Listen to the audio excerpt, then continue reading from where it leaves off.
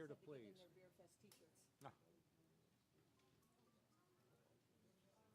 Okay, 1 minute, we'll start. Right on 6.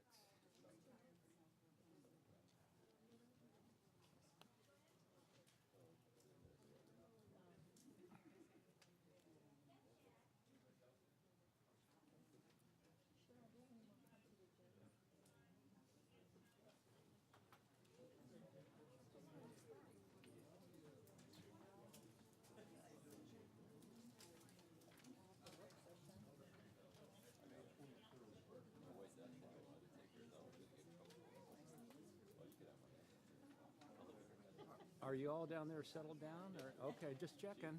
You're kind of. I'm trying to keep the peace. Okay. Everybody ready? Good grief, I might as well go ahead. Good evening, ladies and gentlemen. We'll call this May 16th regular City Council meeting to order. If you'd like to address the City Council on any item not on the agenda or items on the agenda, there's appropriate forms on the left side of the door as you've come in. Please note that the items not on the agenda will be heard very quickly during the process. Once you've completed the form, please give it to our city clerk, who is located on my far left. I'd like to ask you to please silence or turn off all electronic devices. And if and when you speak, please speak into the microphone, and I'll do that as a reminder for everybody up here so everyone can hear. With that, would you please stand for a Pledge of Allegiance, followed by the invocation.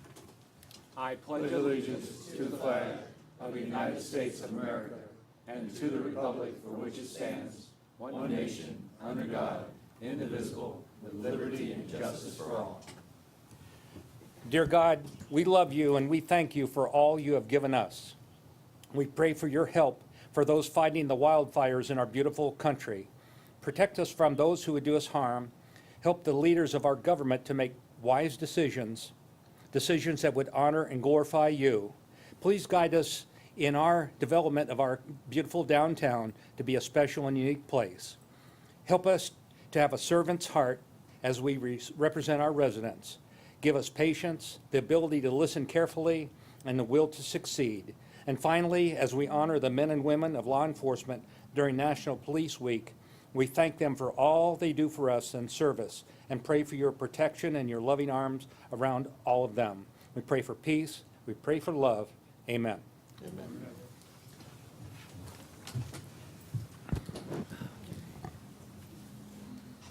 All right, first on our agenda is the presentation from Wildsmith Advertising Design. Good evening. If you'd please give us your name, address, please. Hello, I'm Margaret Wildsmith, President of Wildsmith Advertising and Design, and this is Scott Urick, Vice President and Senior Art Director at Wildsmith Advertising and Design. Thank you. And we're very happy to be here. Many of you know us, and many of you don't know us, so I thought I would take the opportunity to show you what we've done and the point we're at in our marketing for the city. First, I want to say, Mayor, that was a beautiful invocation. Thank you. Very beautiful. Thank you. So, I'm not technology savvy.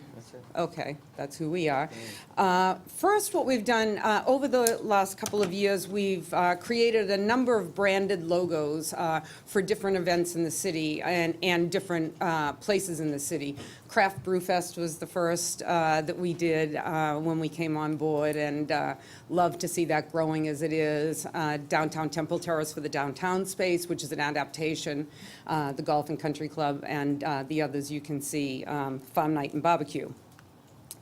So then, as far as all your collateral, we completely redesigned that so that it would have a unified branded look, which I think leads to a very positive image of the city.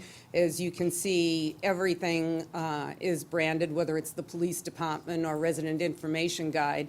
So that goes a long way to sort of presenting the image of this is a city really that has its act together. And this is the economic development brochure. This is the one piece I think really could benefit from being much more substantial than it is, but you know, that's for discussion.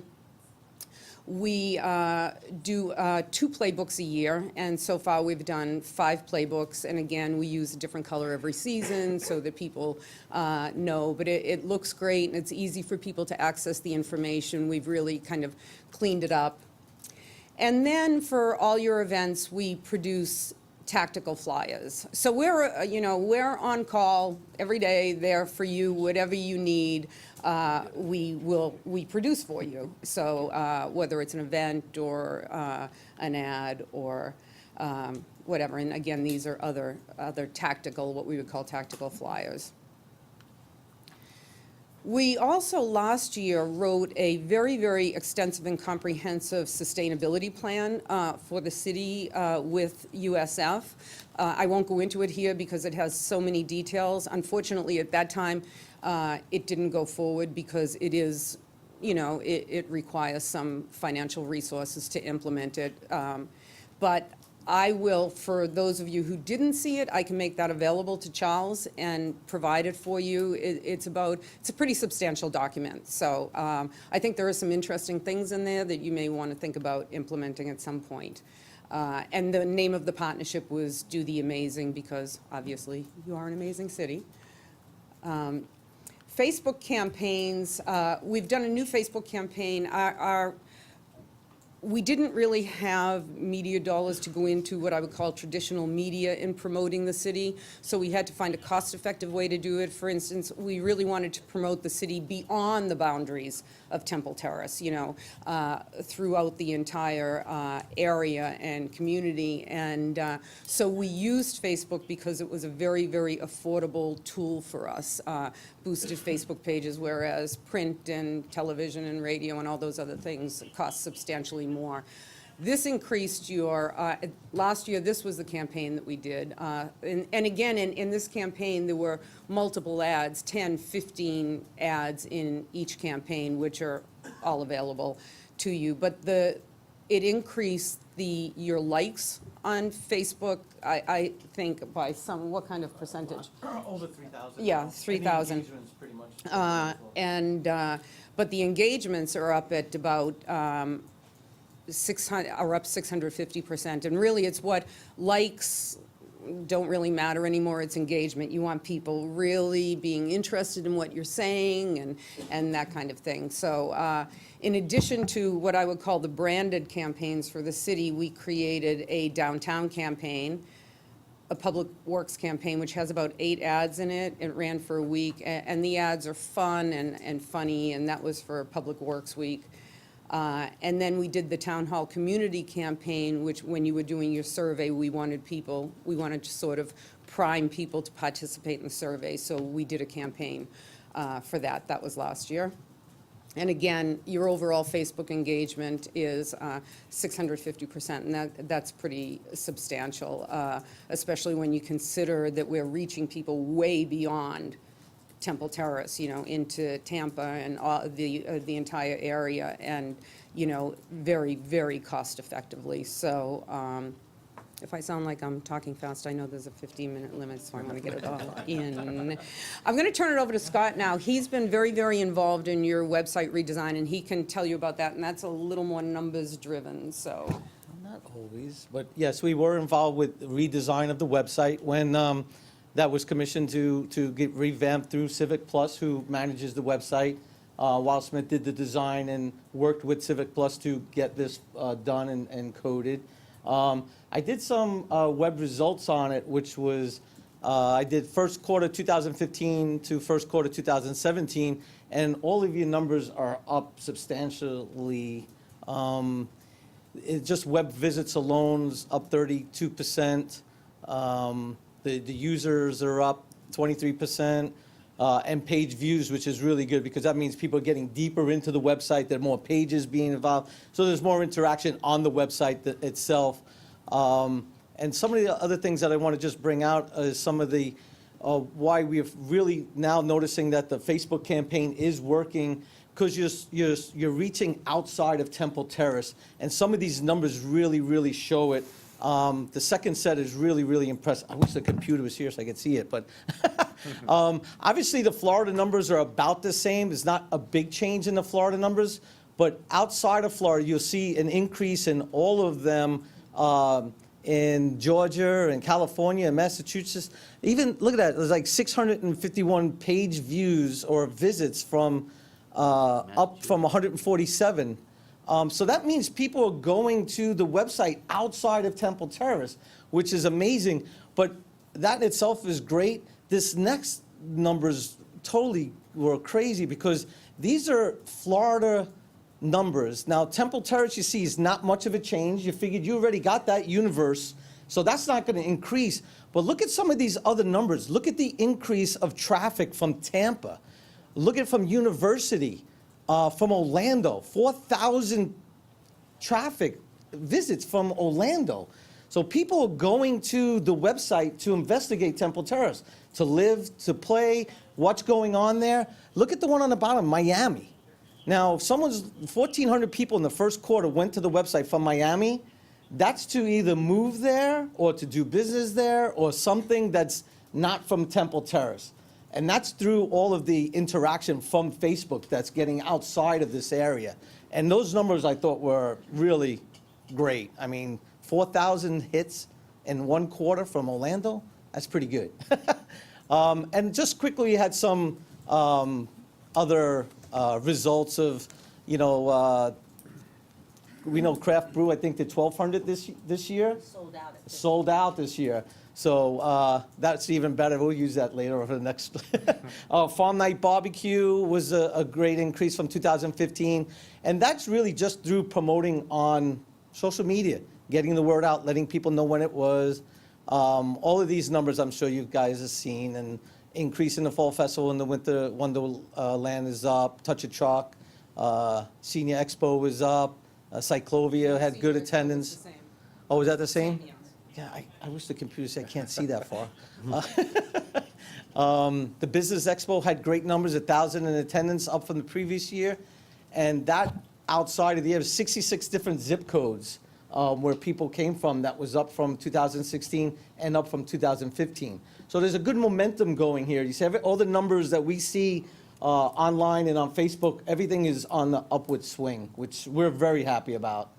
I think my next slide is, there's back to Margaret here. So, yeah, you definitely don't want to lose that momentum, especially, your events are becoming so popular and all, which is a great thing because the whole idea is to become a sociable city where millennials want to be, where people want to be. And so now kind of transitioning from that, we're thinking about some things that you might want to do, and one might be, I think probably the most important one is an economic development plan from a marketing point of view. So we think, and these are just suggestions for discussion later, but it would be probably a great idea to leverage the momentum you're building by developing a business brand.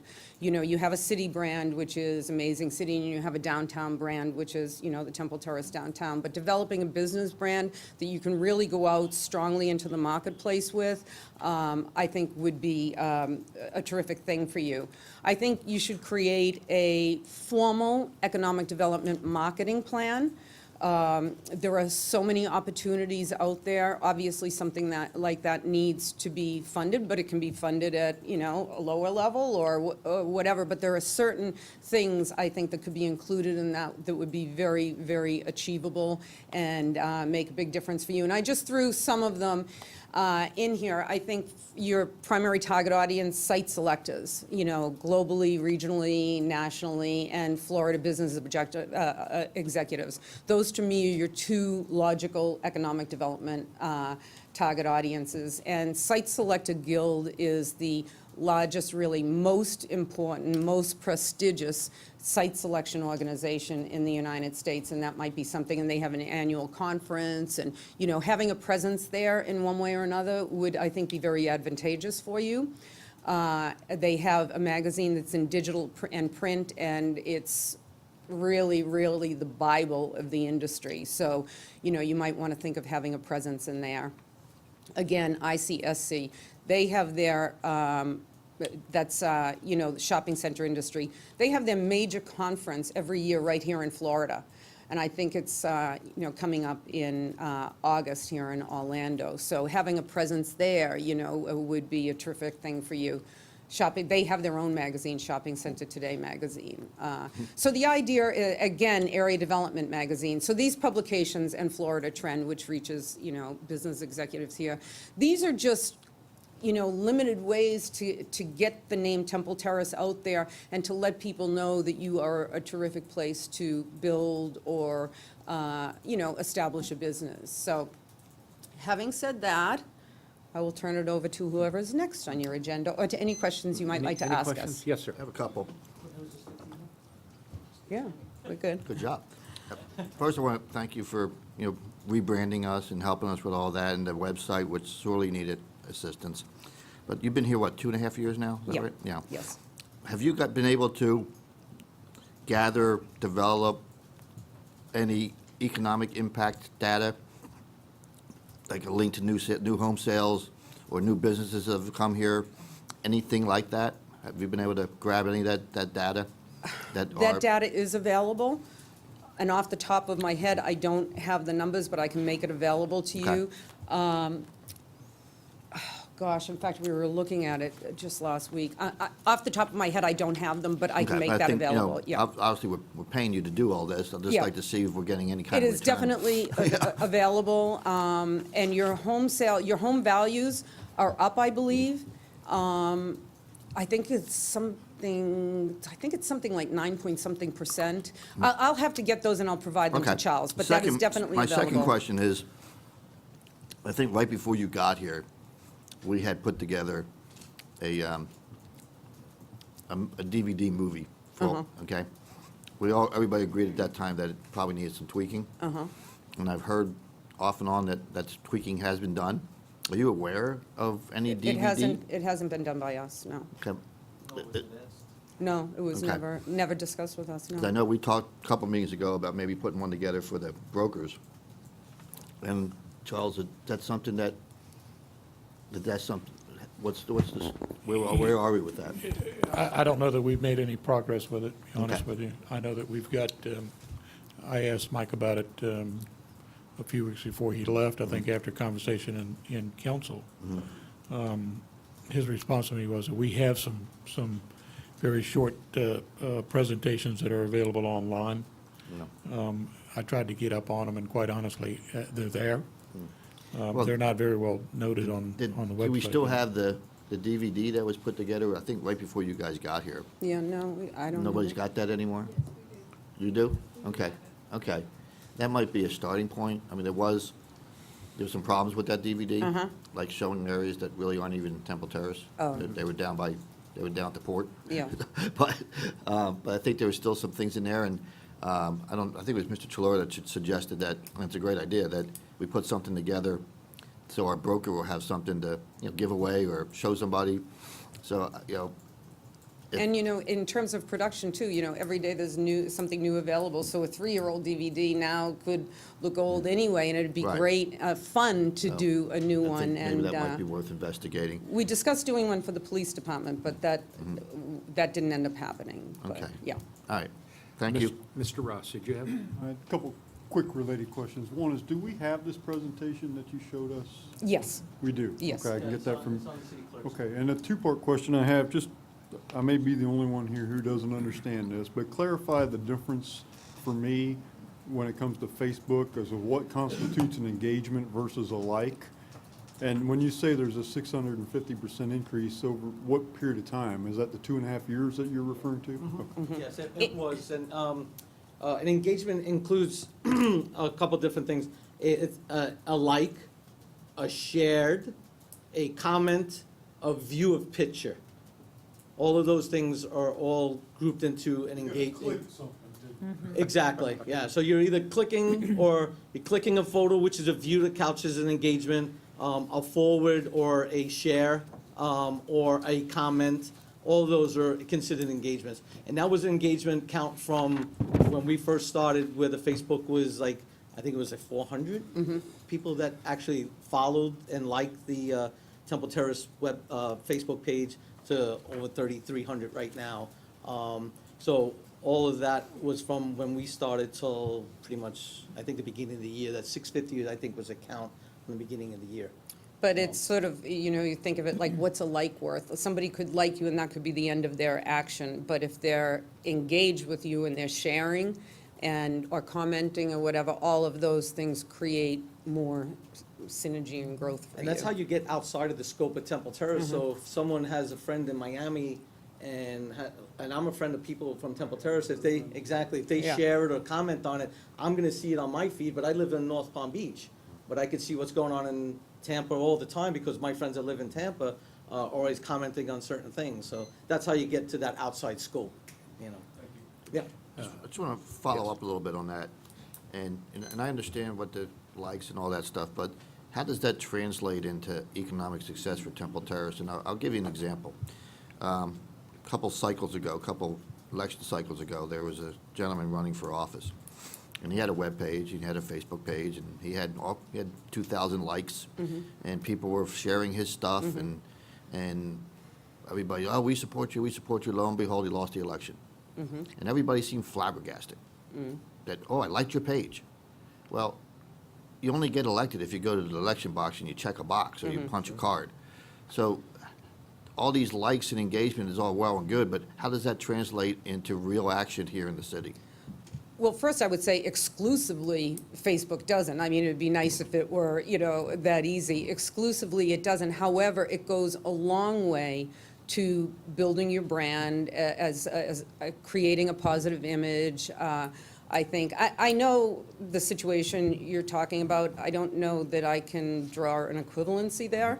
But I do know, as I said, when we came on board, there were very low numbers that engaged with you in a positive way on your page, and very low numbers on visits to your website. Your visits to your website would not be increasing the way they are if not for your Facebook activity. One is leading to another. Something's triggering the extreme numbers in your visits to your Facebook page. And since you don't do any what we would call traditional advertising, you're not in, Tampa newspaper or anything like that. I mean, it has to be attributable to something.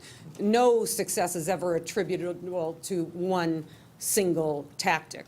But if let's say somebody were being transferred to this area and they were looking at, towns to live in or whatever, and somebody told them about Temple Terrace, and they went onto Facebook and they saw that it was a pretty place with a lot of positive, a sense of community and that kind of thing, that could drive them to the website, that could drive them to a realtor's office. I can't necessarily connect every single dot in that way. It's an integrated effort.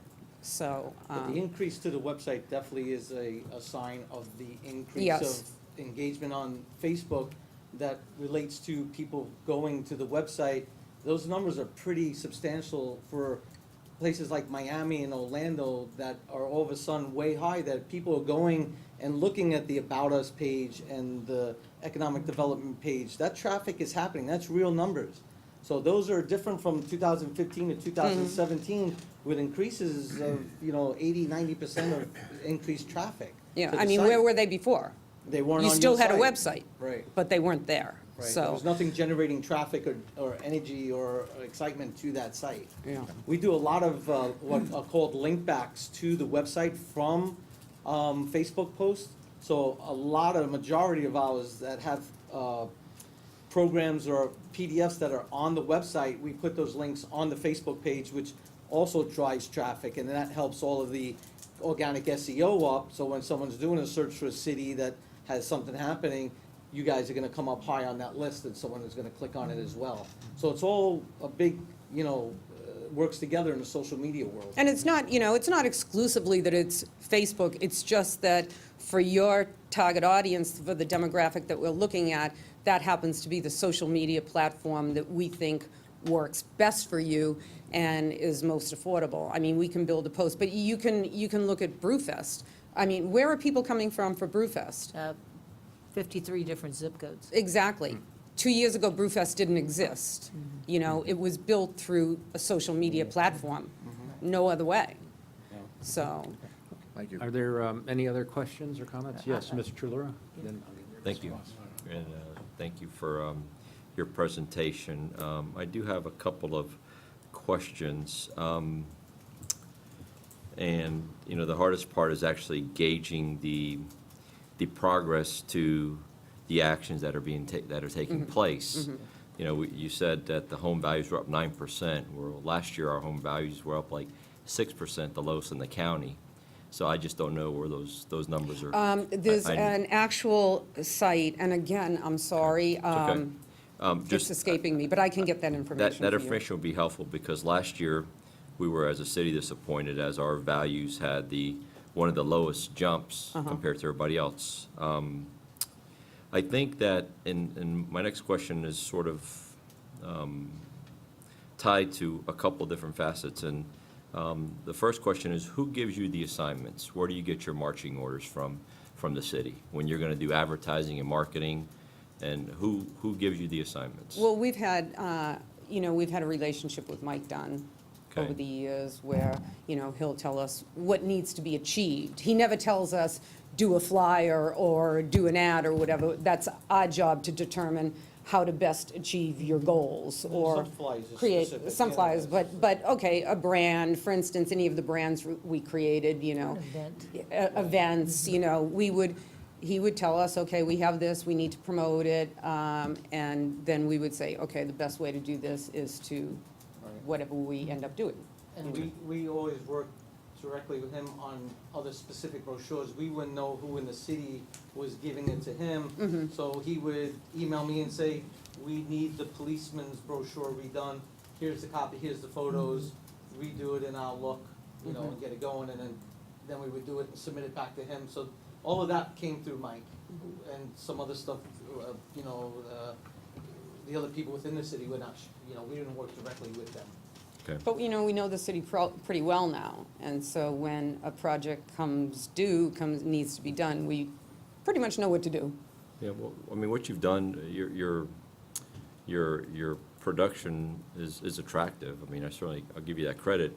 I'm just concerned that we're not focused in the right areas. Our areas of focus, number one, our marching orders should be coming from the city manager.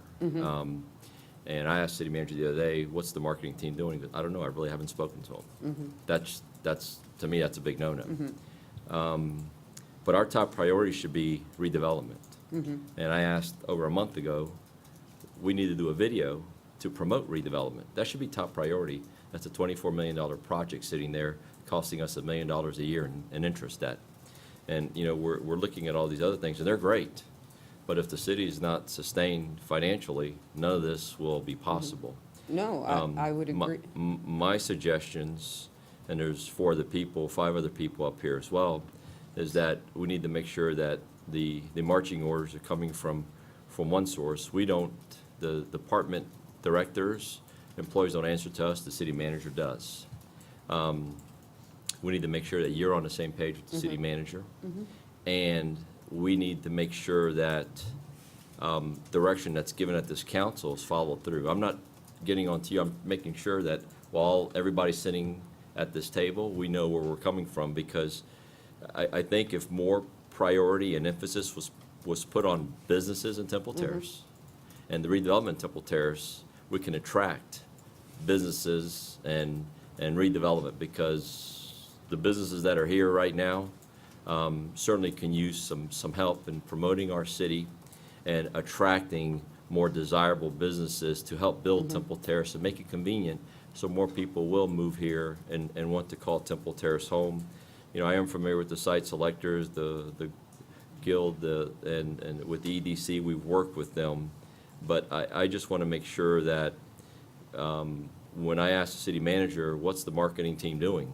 I want to have that answer. I don't want to, I don't know Mike Dunn's work. Well, Mike's not here anymore now, obviously you know that. I know that, yeah. So the point of contact, I would assume, would be the city manager, because when something's not going wrong, we're not going to call Mike Dunn, we're not going to call somebody else, we're going to call the city manager and say, what's going on and what's being done. Right now, the redevelopment is out on an RFP on the street. We've hired a real estate firm to deal with it.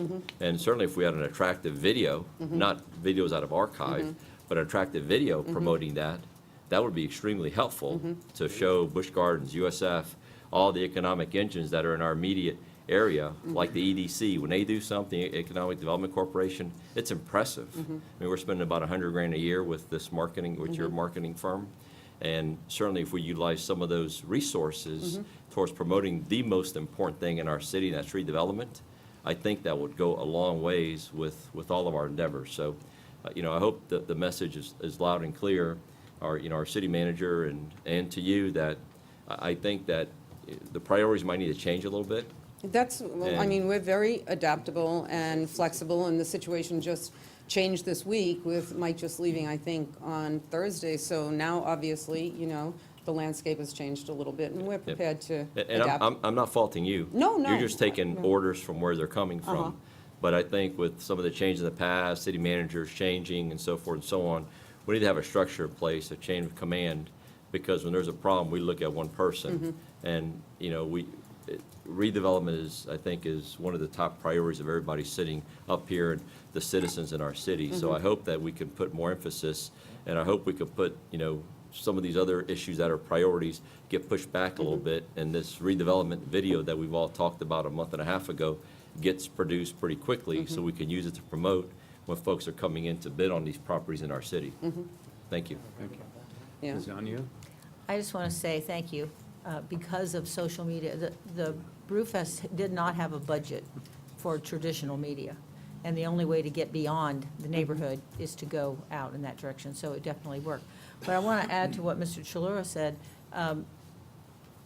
Mr. Stevenson knows everything that every director is doing, and he's made that very clear, that everyone is to talk to him. Okay. So I'm sure that anything you were directed to do came through Mr. Stevenson as well, and so that shouldn't change for you.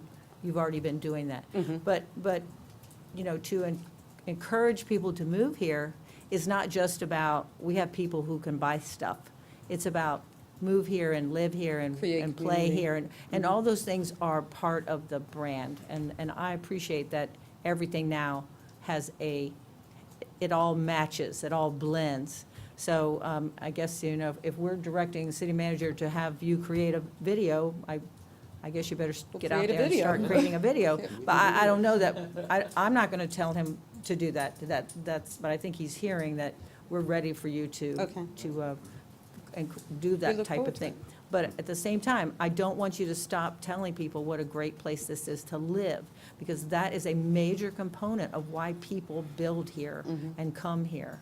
And so, I appreciate the campaign and the way it looks at this point. Thank So, Thank you. Any other comments from council? Thank you very much. Thank Appreciate you you, coming and I will out. get those numbers for you. Okay. Thank you. Next, we have a presentation, Stephanie Agliano and Wanda Sloan, Hillsborough County Neighborhood. Good evening. Name and address, please. Yes, Stephanie Agliano with the Office of Neighborhood Relations, Hillsborough County at 601 East Kennedy. And it's great to see some familiar faces. It's almost, I want to say I'm back. We're glad. Thank you, Stephanie. Well, interesting presentation, because I think it's a perfect segue. We're here to come and talk to you about Hillsborough County's neighborhood office and the programs and services we deliver to all the neighborhoods in Hillsborough County. And if there's one thing I believe a strong community is the foundation of that are strong neighborhoods. And there's no doubt about it. So we want to work closely with you all, what we can do to bring the arts to the neighborhood, great programs, training. I'm going to hand it over to Wanda, and I'll tell you why.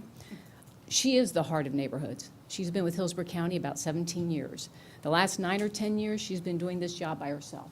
So I'm privileged. I've worked with her all my years at Tampa Electric Company, and it's just been a pleasure and a privilege to be part now on this end of the table to help deliver some great programs and services to the cities that I served in another capacity. So I'm really looking forward to it. But I'll turn it over to Wanda Sloan, and then we'll go through some presentation. I have some materials to leave behind. Thank you. Hi, let me first say Wanda Sloan, Hillsborough County Neighborhood Relations, 601 East Kennedy Boulevard, Tampa. Thank you. And thank you so much for allowing us to come before you today. And I know it sounds kind of strange, the county asking to come before the city, but I've been in the Office of Neighborhood Relations for 11 years. We have worked with your neighborhoods for more than 11 years, but I've seen a reduction in their participation with our office. And I really believe that when our neighborhoods are strong, whether it's Hillsborough County, the city of Tampa, Temple Terrace, you're all within Hillsborough County. When our neighborhoods are strong, then our cities are strong, our neighborhoods are strong, our county is strong. So what I wanted to come to you today to tell you, we're actually not asking you for anything, we're coming to tell you. In 1988, the Board of County Commissioners established what we call our neighborhood mini grants. Our neighborhood mini grants is actually funded through the Board of County Commissioners and the Children's Board. It's for mini grants that will strengthen the neighborhoods. So anything that will bring them together. That is actually, those mini grants are offered to all of the city neighborhoods as well as Hillsborough County.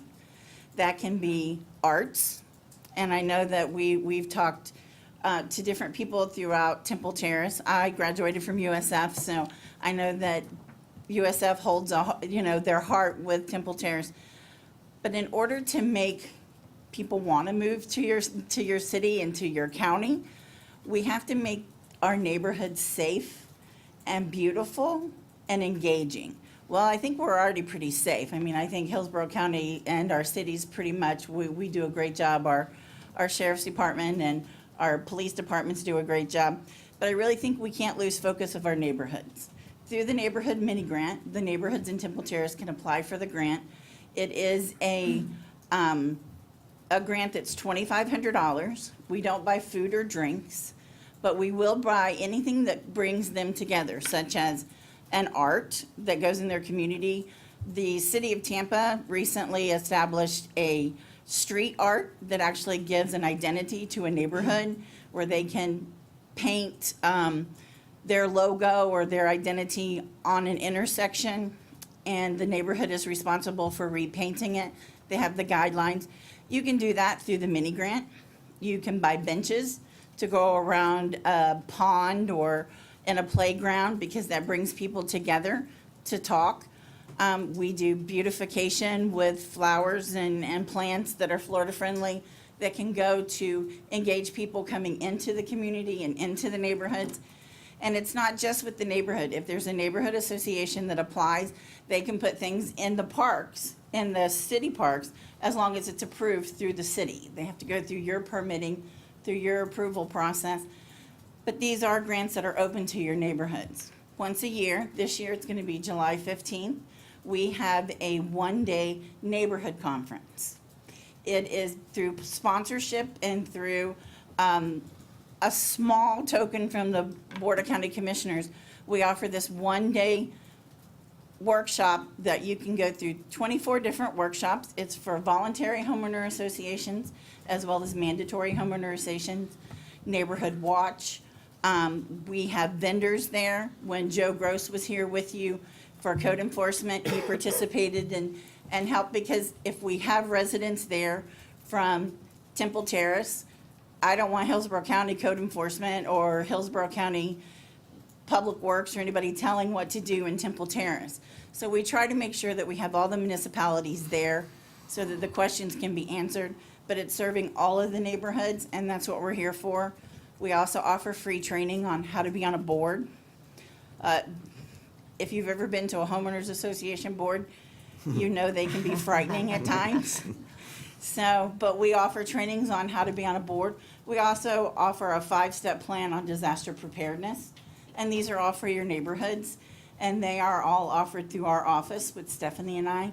So we are more than happy to help in any way. We want to engage your neighborhoods, because there are neighborhoods too, and help in any way that we can. So that was my really fast 2-second thing. Great. I know that you have some major business to do, That's but I quite just all right. wanted to share that. Thank Are you. there any questions or comments by council? No, I already have 6 plans. I already have Great. 6 projects lined up, Good. so. Just one question. You mentioned the neighborhood conference. Is it established, the time established, or did I miss that? I apologize. It is July 15th, and it starts at 8 a.m. for breakfast and for vendors. We have businesses as well as county and city agencies that are there. Then we have the 24 workshops. And then at 1 o'clock, we go into an awards luncheon where our county administrator is there, some of our commissioners are there, and we give neighborhood awards. It's free to register and anybody can come. In the location? It's at Sheraton, Tampa East, Okay, off of I-75 and Martin Luther King. thank you. You're very welcome. Oh, yes, Mr. Ross. Wanda, I just have a quick question. How much funding do you disperse in terms of these neighborhood grants in a year? It's $2,500 apiece. No. How for much overall? overall? Well, I can't say that this is what's going to come in the future because we all know what the legislator, but it's been $96,000 from the Board of County Commissioners and $15,000 from the Children's Board. And what's Two at a time. that comes from ad valorem taxes? Is that what the? That, yes, it comes from our county budget. Yes, it does. Thank you. Okay, any other questions or comments from council? No, just be watching Thank you, for my ladies, very application. kindly. Thank you. Just a note on the information, the card, you're going to see some programs that are specific to Hillsborough County unincorporated neighborhoods. Okay. If there's something you want us to help you explore to template here, let us know. Okay, We know it works, so however we can be of help. perfect. Thank you. Thank you for your Thank you, time. ladies. Thank you. Appreciate it. Next, we have the Bullard Parkway Complete Street findings from the MPO, Johnny Wong. Good evening. Good How are you, evening, sir? council. My name is Johnny Wong. I'm a Hold on one planner with second, the, sir. She needs Oh, She needs to catch up. sorry about that. I was moving on. I wanted to make the most efficient use of my time. And you got there quicker than I was ready. He's ready, I think he's Wasn't ready to go joking Are you about set? that. Thank you. Good evening, council. Once again, my name is Johnny Wong. I'm a planner with the Hillsborough County MPO, and the address is 601 East Kennedy Boulevard. Before we begin, I just want to take time to say a couple things. As we did our site visits leading up to the Bullard Parkway Complete Street Study, we couldn't help but recognize that the city is doing a lot of great things in terms of encouraging multimodal travel, and I certainly think that the city deserves to be commended for that. And second, even though we have yet to present this study to you, something great has already resulted of it. In April, the city was kind enough to allow us to come and paint a temporary green bike lane along Woodard Bridge for our Vision Zero initiative. And we thank you for your hospitality for that very important effort. So with that being said, let me introduce our consultant, Jerry Wenzel of DKS Associates, who worked with us to prepare this Bullard Parkway Complete Street Study. Thank you. Thanks, Johnny. Good evening. Good evening. Jerry Wenzel, I'm principal with DKS Associates, offices at 4209 Fairway Run, Tampa, Florida. The Complete Street Study is probably a little bit different than most traffic studies that you've seen in the past. The focus of the study is multimodal, how best to move people from one place to another. The emphasis is on connectivity, of improving, in this case for Temple Terrace, improving connectivity from the far east end to your downtown area on the west end along Bullard Parkway. We're looking at driving, walking, biking, and there was even some discussion about golf carts. So those all come into focus.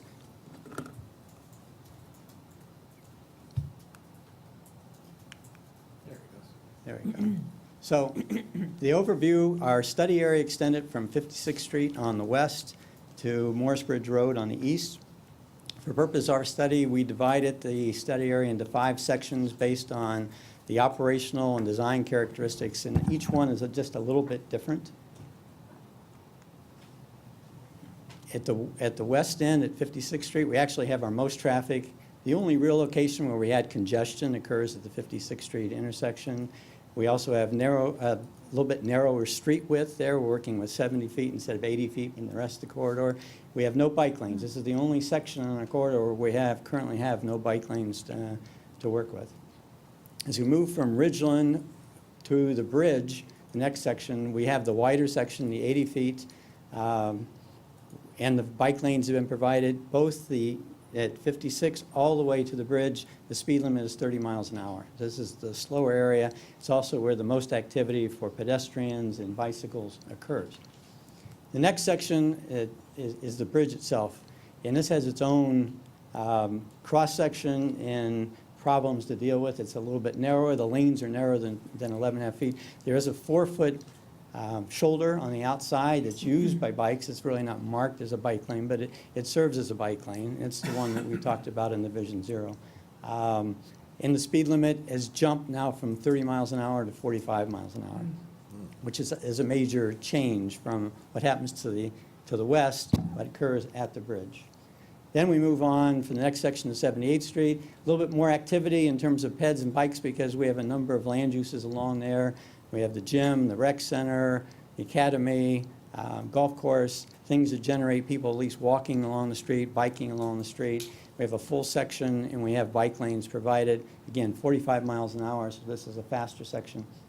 And then the far east section, as we carried it to Morris Bridge Road, I call it kind of the wide open section. Here we have fewer driveways, fewer conflicts, pretty fast-moving traffic, less bike activity, and less pedestrian activity. So that's kind of the background of each of the areas. We held a workshop here to get input from citizens and stakeholders down the street at the Lightfoot Center, and got a lot of good ideas that came out of the meeting. We shared some thoughts and received feedback from people on what their concerns were. The width of bike lanes, that was one of the issues that people brought up, is maybe people aren't biking as much because they're fairly narrow and the traffic is moving quickly. We talked about speed limits, particularly the change from 30 miles an hour to 45 miles an hour, that in the section, particularly between the bridge and 78th Street, where we have a lot of activity, the River Chase Drive, maybe there should be a transition zone for a different speed limit through that area. Just a number of points were made that we felt we could incorporate into our findings and look at incorporating those into the recommendations. There are also a lot of comments that came, not things that necessarily we could focus on in the study, but things that were useful. The point about golf carts is a possibility. Even the idea of painting the bike lane on the bridge green came out of that meeting, and we thought it was a good idea. That brings emphasis to an area that's a little bit tighter, a little bit more awkward for bicyclists to use, and we thought that was a great outcome from the meeting. So there's pictures of the activity that's taken place, and in fact, you'll see that is something going forward we're hoping becomes more of a permanent design for a bike lane on the bridge. So we identified our improvements, our recommendations kind of into three areas. There was connectivity, as I mentioned, trying to improve the connections and the connectivity from the east end to the west end to get more utilization by pedestrians and bicyclists. Then there's safety improvements, just the idea that we have bike lanes on a roadway that has a 45-mile-an-hour speed limit, to look at how can we make those safer, more attractive for use. And then there were things like, they brought up the golf carts, needs for signals, things that really a little bit beyond what we could get into in the scope of this study, but things that we could provide some input on that might be addressed in further actions that would take, and we can kind of go through those. So in looking at connectivity, one of the key things we wanted to do is finish the bike lanes from Ridgeland to 56th Street. That area, as I mentioned, is the busiest. It's the lowest speed, but there's an opportunity there with the lane widths, which are a little bit more than 12 feet, that if the lanes were narrowed to 10 feet, we can pick up 5 feet on each side, which is exactly the width of the bike lanes the rest of the way down.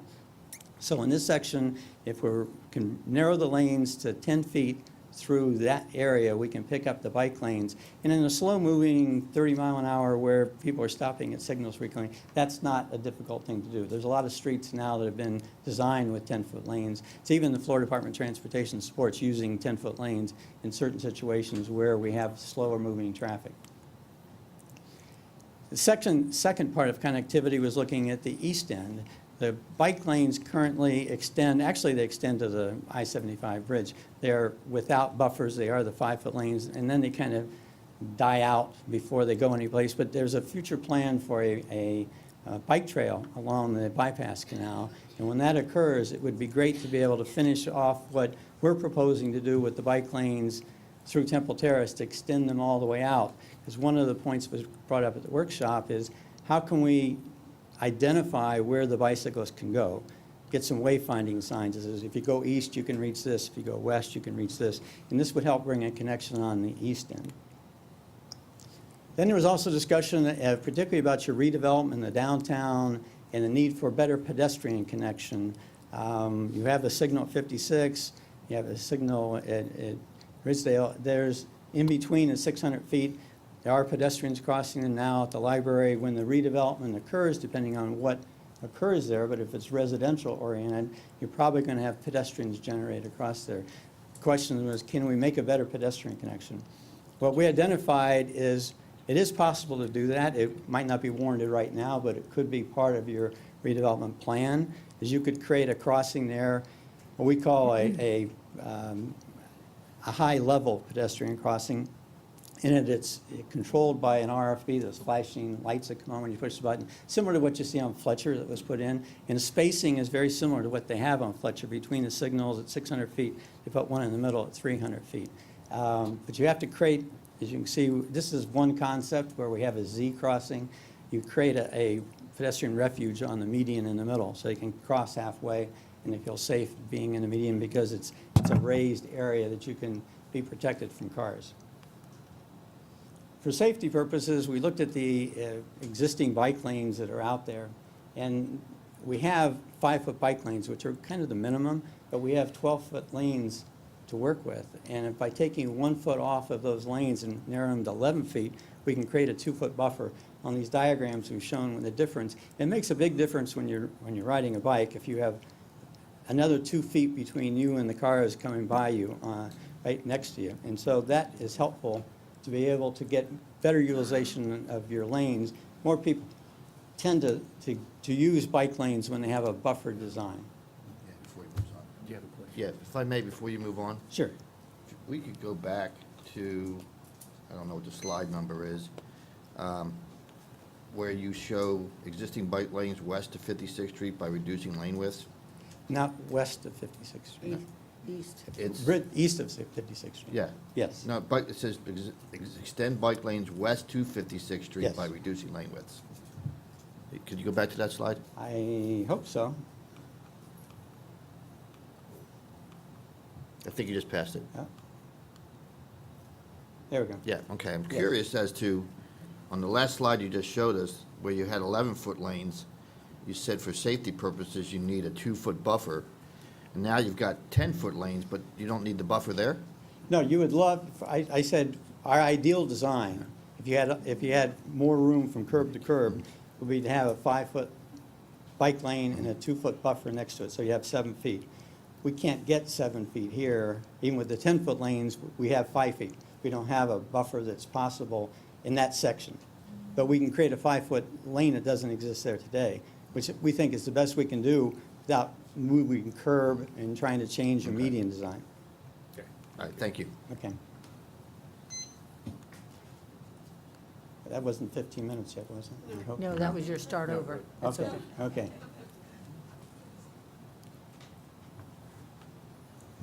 The other discussion that I mentioned that came out at our workshop meeting were the speed limits, particularly that section from the bridge to 78th Street, where we feel it's a high-activity area, but we have high-speed traffic. We felt that a transition zone and speed is needed. We've mentioned that to the county, and they agree. It's something that has to be studied. You have to get detailed information, but they're willing to look at it to see if a 35 miles an hour would be more appropriate for that section, start slowing traffic down, so that when they get to the bridge, they're not rushing in at 45 and having to stop at the other side and hit 30 miles an hour as traffic backs up from the signals that are there. And then for the rest of the area, we've talked about the bridge as being a critical element of any of the plans that we have for bike lanes, because it is the constraint. It's the narrowest that we're working with. The 4-foot, as I said, we don't even consider that adequate for being a bike lane. So we can get a 5-foot bike lane and a 1-foot buffer. So we get 6 feet, 2 feet more than they have now, by dropping the lane widths from 11.5 to 10.5.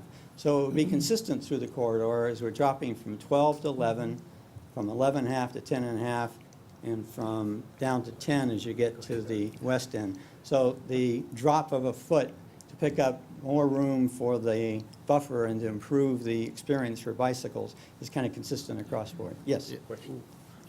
In your experience, what's been the traffic reaction, at least initially, when you're shaving a foot, a half a foot, 2 feet off an existing travel lane? Usually the first thing that happens, it's a traffic calming effect, and that people slow down a bit. And there are places where, separate from bike lanes, they're narrowing the lanes and for purposes to get people to slow down.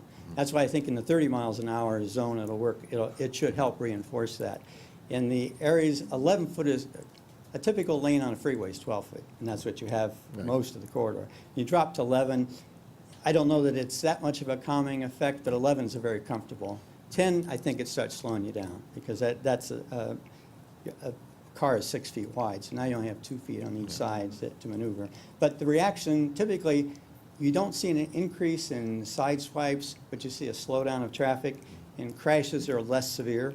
The speed is a big differential, and that, particularly in terms of crashes with injuries. Okay, thank you. We mentioned a couple of items that came up at our meetings and factors we think deserve further study. One was River Chase Drive.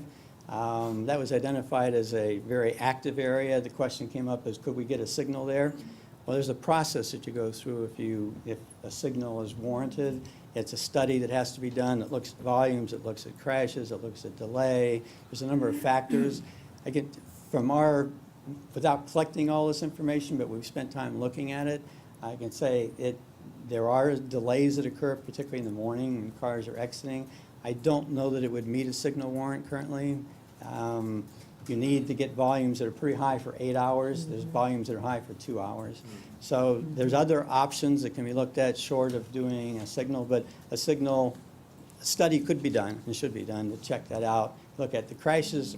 We did get safety information, and the crashes aren't at the level 5 correctable a year. I don't think we had 5 correctable in 5 years. So it hasn't proved that big of a safety problem yet. And you hope that it doesn't. You'd rather be proactive. If there's a reason to consider a signal or another option, it should be done.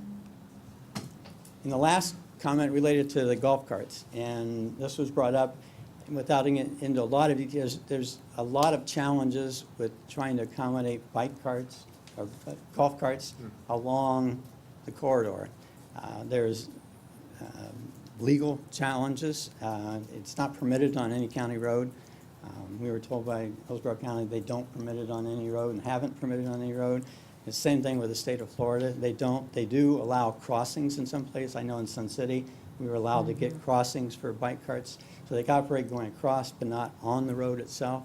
So that's the issue. With the current width and design, without moving curbs, it'd be very difficult to do it in the street.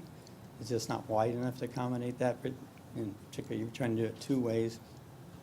So it seems like maybe the best option is trying to do something off the street, either on one side or the other. You have like 10 feet of right-of-way from the back of curb, so you could try to accommodate something on one side, but your big constraint is when you get to the bridge. What do you do at the bridge? The existing bridge design won't accommodate that, so you have to be looking at a separate bridge or adding something on the sides of the bridge. So what we try to do is just kind of brainstorm it and come up with a list of challenges to make you aware of for future discussion. I think the steps we're taking now is to improve the bike lanes to get more activity and see if we can generate more activity, and we improve connectivity in the city. And then if that starts picking up, maybe there's more things that can be done or can be justified in terms of expenses of moving curbs or creating off-street facilities or looking at an addition or a separate facility on the bridge. With that, There you go, perfect. there we are. Well timed. Councilmember Donahue? Aside from agreeing with most of your points, what do we need to do as a body? Just, is this something that at some point you will have done all the studies and you will come back to us and say, these are the ones that will work? Are you then going to say to us, and we're going to do it? And we just need to step aside and watch it happen? Or what is the commitment on our part? What do we have to do? Johnny or Gina may want to answer that. I think what we're looking for, when we will deliver a final report to you, and we're looking for concurrence on some or all of the ideas that then might go forward to the implementing agencies. In this case, obviously, the county is very important to this.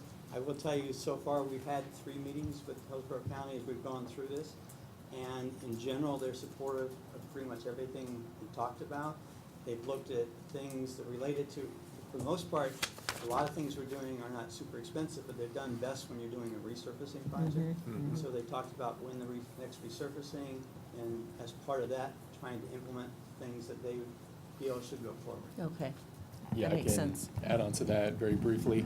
I think the first step would be to achieve consensus among the city, Hillsborough County, and the MPO. Once we circulate the final recommendations to the MPO board, they will accept the study, and based upon the recommendations that end up in that final study, they will use that to guide prioritization for construction in future years. Okay. Anything else? Mr. Boss? No, go ahead. No, I'm fine.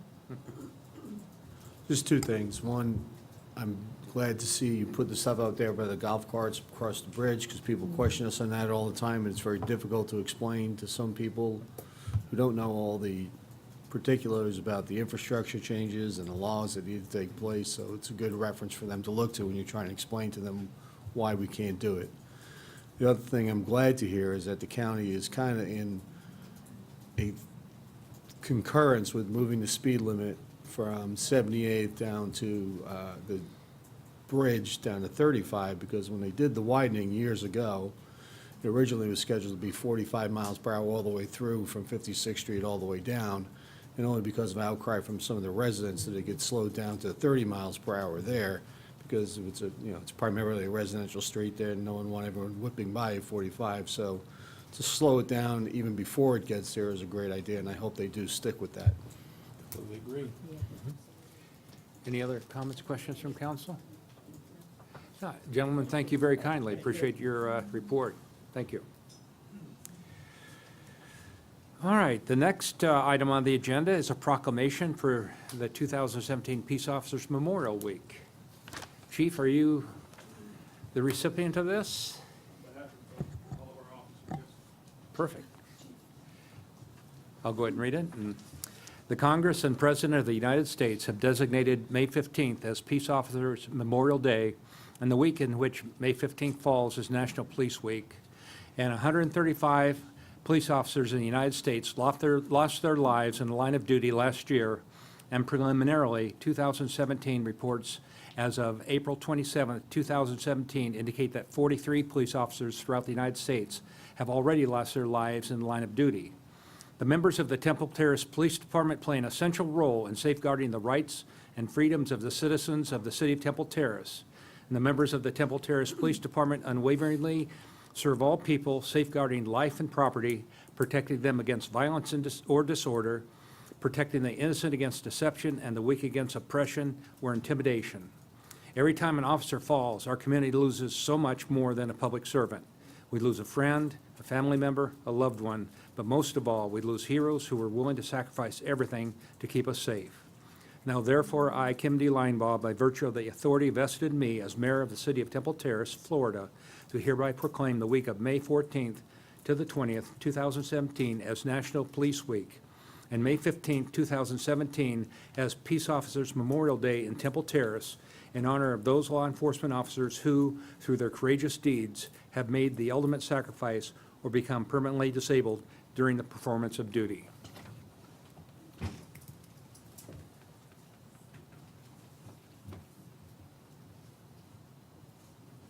I'm honored to present this to you, Chief.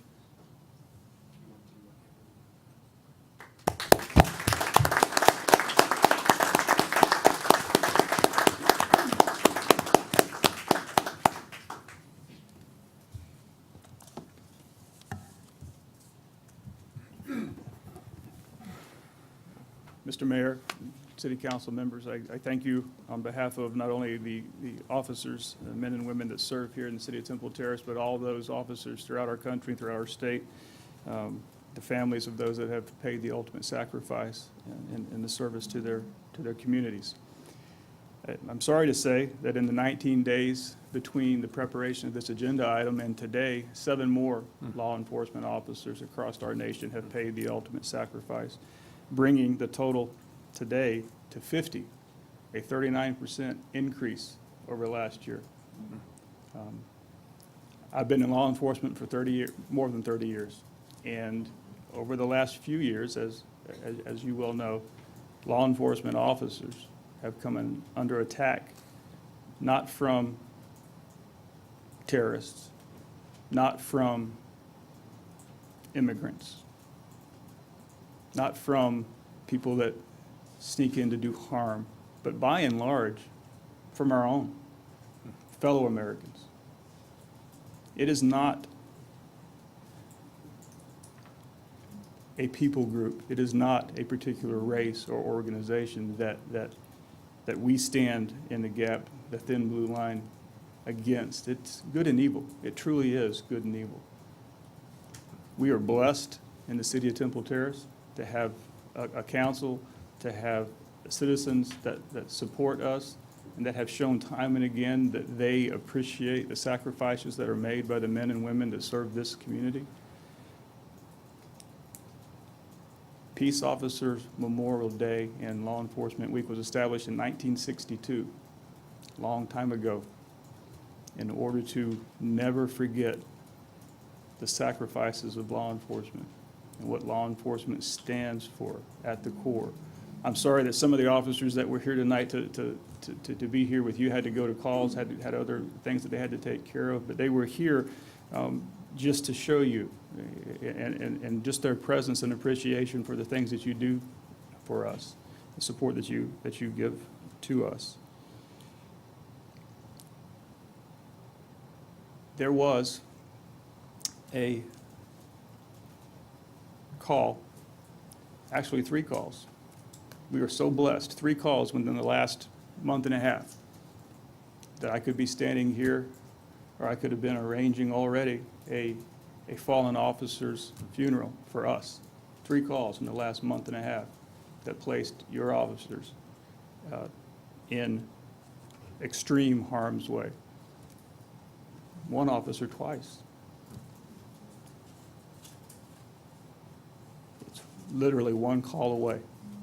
And while I know where your support is, and I know where our citizens, at least by and large, are behind us, you know, those 20,000 plus law enforcement officers that gave their life, they gave their life in the service to their communities, to the service of all peoples, regardless of any differences amongst our people. We are here, we are 1 call away, and we will always be. God help us if there's ever a day when a call comes in and an officer decides, yeah, I don't think I'll go to that area of town. I don't think I'll respond. What was that person's name? I don't think I'll go to that person's call. Those that have wore the uniform understand what I'm saying. I would like to share a little clip. I was reviewing and trying to find a clip that would share. Since I've been chief, I've tried to bring different things in to get the community, the greater community, to understand exactly what it is that it takes from us to do the things that we do. Everybody gives some, but this week, this day, and especially yesterday, we honor those who gave it all. So if I could play that clip, it's from last year. If I could play that clip and then afterwards have a moment of silence in memory of those that we've lost.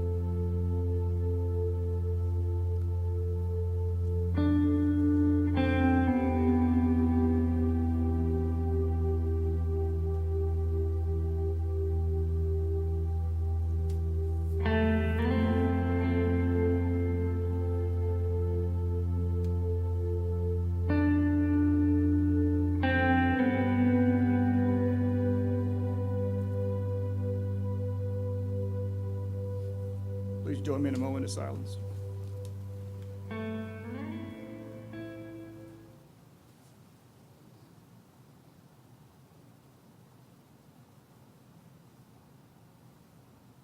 Thank you, and may we never forget their sacrifice, and rest assured, we will always be there to respond to your call. Thank you. Thank you, Chief.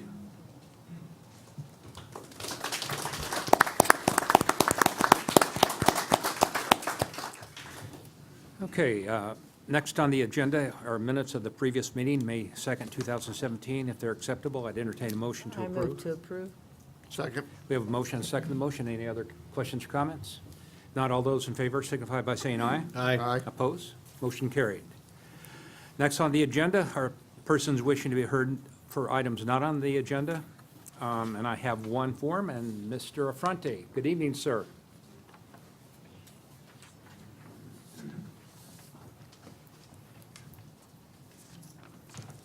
Good evening, Mr. Mayor and Council. I'm here to give you an update on our St. Vincent de Paul building, and I have an invitation for all of you for our groundbreaking on June the 6th at 10 a.m., and we're really excited. Just to give you an overall picture of our St. Vincent de Paul, 45 years ago, a gentleman by the name of Joe Latina opened up the first St. Vincent de Paul pantry just outside the Corpus Christi Church in a little area, very small. And at that time that we were giving out non-perishable items, canned goods and stuff like that, and also some financial assistance. Over the years, that has grown to a point where now we provide over 60 families a week with food, both meat, vegetables, non-perishables and perishables, everything. And for the first 7 months of our fiscal year, which as of April, the end of April of this year, we've given out almost 70,000 pounds of food and almost $25,000 in financial assistance. So Joe really started something that has really grown. This past week, to show you what else we do for the needy, we had the Smile Bus. It was a little over, I think it was 2 weeks ago. And we had over 41 clients that came in for free dental care. And it's just once a year that we're able to do that. We have nurses that come in once a month at this point, but once we get our new building, they're hoping to come in maybe twice a month, take blood pressure and other consulting that they could do with our clients. So Joe Latina, through his son, who lived up in Connecticut, was so driven by St. Vincent de Paul that he very generously put us in his estate. And it was through his generosity that we're able to build the building that we're now building. That's great. So we're so very blessed to be able to do this. And of course, none of this would have been possible unless you gave us the property through a very generous lease. So I thank you for allowing us to do this, and our residents thank you. It's a great partnership for the city, for St. Vincent de Paul, and the needy. So I'd like to just pass out these invitations at this time. Thank you, Mayor. And it has been a great partnership, and one that will I'll be there. bear fruit for our community for many years to come. Thank you. Thank you, sir.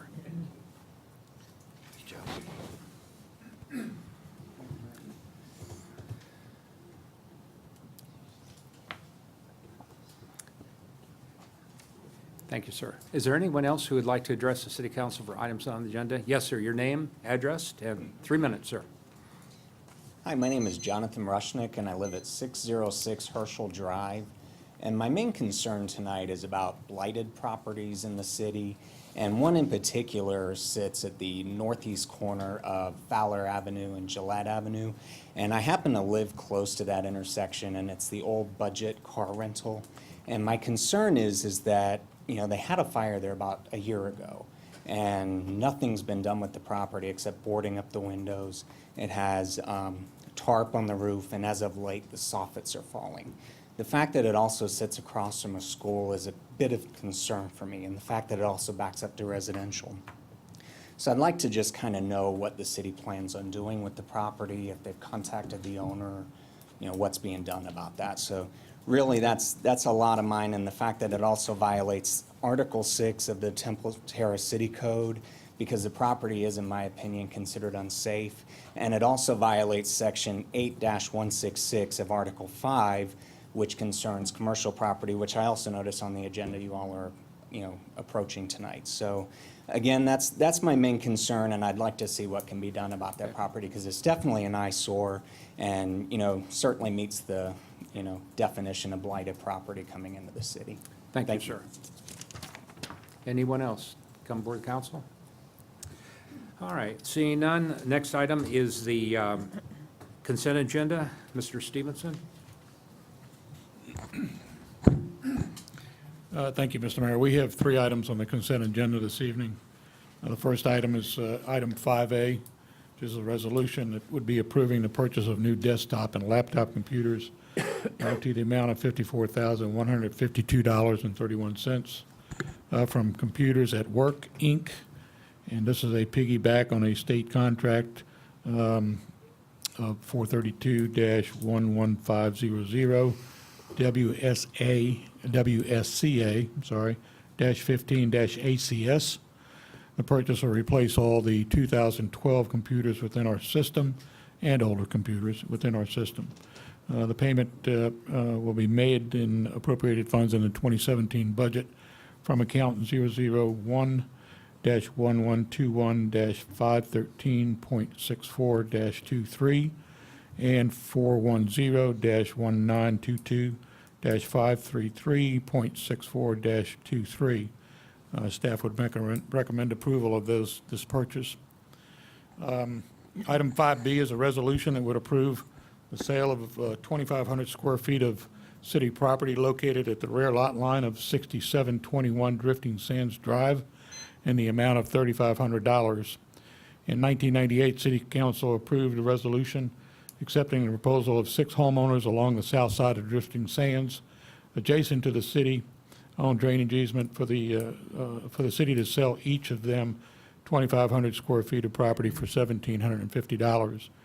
In 2009, the City Council also approved another sale of 1,535 square feet for $1,070.50 to the owner of 6719 Drifting Sands Drive. In January of this year, the property owner of 6721 approached the city and inquiring about purchasing 25 feet of city property, as the neighbors on either side of him have done.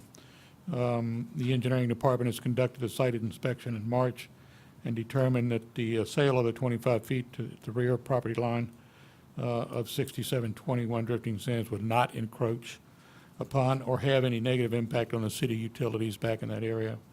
If the sale is approved, the transaction will bring into the coffers $3,500. Said transaction shall be subject to the city attorney's final review and approval as to form and content. Staff would recommend this sale. Item 5C, third item, is a resolution approving an amendment to this year's fleet maintenance budget, Fund 510, by increasing the budget appropriation and increasing the allocated funds to the amount of $208,219, taking funds from the sanitation budget Fund 480, and reassigning them. The amendment is a result of the decision early in this year to dedicate substantial maintenance and repair funds to restore the sanitation fleet that had essentially become unsafe and inefficient. Over the past several months, it's been discovered that repairs and maintenance on the existing fleet had largely been gone unaddressed, to the point that the fleet had become virtually unreliable and unsafe. Due to the age of the fleet, and the extreme demanding work being performed by, obviously, the heavy equipment, the city's sanitation fleet have become increasingly neglected and in need of imminent repairs, major repairs. Over the course of the past 3 years, the fleet of 14 vehicles has only received minor repairs. Major repairs, including hydraulic systems and brake systems and drive and train repairs, have not been kept up at all. Repairs of the existing fleet to date total $193,463.72. In this year's budget, the sanitation fund of 410 budgeted a capital expenditure of $208,219 for an anticipated vehicle purchase that has subsequently been deemed unnecessary. The funds that had been designated towards the purchase have been used towards the rehabilitation of the balance of the entire sanitation fleet. Staff is recommending that the City Council adopt a resolution approving a budget amendment in the sanitation fund of $480 and transfer $208,201 to the fleet maintenance budget of $510 to fund repairs and maintenance made to the existing fleet in lieu of the expenditure for a new vehicle. This brings all of our existing sanitation vehicles pretty much up to good or acceptable condition. So All right, we would recommend approval for that as well. thank you. Is there anyone in the audience who has any questions or comments in regards to this matter? Consent agenda? Not council discussion? I had Mr. Porlich and I'll go Ms. Dania. I'd like to pull item C, if I may, please. Okay, we're going to pull item B. C. Dania? C. Oh, I'm C. sorry, beg your Charles. pardon. C. Hello, Charles. okay. Ms. Dania? I'd like to pull item C as well, so I move to approve items A and B as presented. All right, we have a motion and a second to the motion approving items 5A and 5B. Any other questions or comments by council? Yes, sir. Just have a quick question on the, I don't have a problem with it, just a question about regarding the computers. Yes, sir. Do we do this all at once, or are we on a, like a rotating basis, so we do some every couple of years? How's this work? We do it on a rotating basis. The last one we did was last year, as a matter of fact. I think it replaced 2010 computers. Mr. Keel. So All right. it is. Any other questions or comments? If not, all those in favor signify by saying aye. Aye. Opposed? Motion carried. Item C. Yes, sir. Defer to Ms. Donahue. Thank you. While I think it's a wonderful idea that we did this, I question, why is it that we're being asked to approve this after the fact? What, I mean, it was a great idea, and obviously it brought all of these trucks in compliance, and, you know, took them from, I see, you know, they were barely operable, some of them inoperable, and now they're in good condition, and so now we have 19 trucks out there, but I'm just a little surprised that this is an after the fact. What if we said no? It's a good question. I hope you don't. Well, we probably aren't. My question is, Well- why would this come to us after it's been done? And it's a great idea. I'd just like to see this type of innovative thinking come to us We before the work is done rather than after. Well, I can appreciate that. One of the things that we had certainly budgeted for was the new vehicle. As we started looking at our fleet when Mr. LeBlanc came on board, I think we put a spreadsheet together to show the condition of the fleet. You can see what we've been doing. We had just decided that we would, instead of buying a new vehicle, is to reassign that money and put it towards what we need as far as 14 vehicles. We now have 14 operable vehicles versus one that we have now deemed we don't need. We're going to be okay. We do still have in the budget a commercial front-end loader that we discussed at last budget, that we're going to move forward with purchasing that. We do need it. We have prepared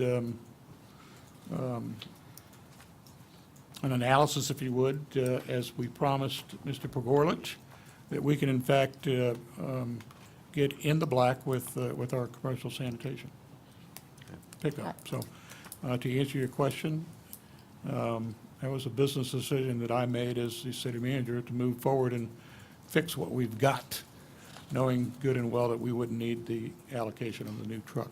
So, I just want to make sure some of these are way over and above the dollar figure that you would be able to make the decision on your own. And I think it's applaudable. I think it's a great idea. It's wonderful. I would just appreciate that this type of expenditure, it's a great idea. Let us all participate in, hey, what a great idea, and approve it before it's done. And I appreciate that. It's difficult for me to come to council every time I got a $55,000 repair bill to ask you to repair truck number 4. We thought we'd just do it all at one time. And again, it's allocated funds, so the funds are in the budget. It's just we're realigning.